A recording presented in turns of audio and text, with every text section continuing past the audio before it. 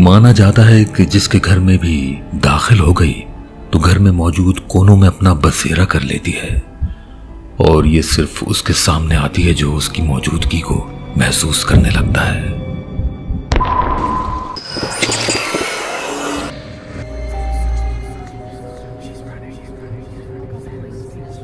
मैंने कुछ अरसा पहले एक स्टोरी शेयर की थी, खौफनाक रात।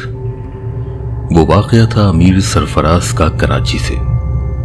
वो लालू खेत में एक घर किराए पे लेते हैं और फिर उस घर की छत पर बने कमरों में क्या कुछ होता है, क्या कुछ वो देखते और महसूस करते हैं। हत्ता कि एक दिन उस घर में रहने वाली अनजानी मखलूक का पूरा खानदान उनके वालिद से उस घर से निकल जाने का कहता है। उस स्टोरी में एक खास बात उन्होंने बताई, वो ये कि उनकी वालिदा के चचा बांग्लादेश से कराची आते हैं, जो कि एक बुजुर्ग शख्सियत थे। तो वो जब उनके घर में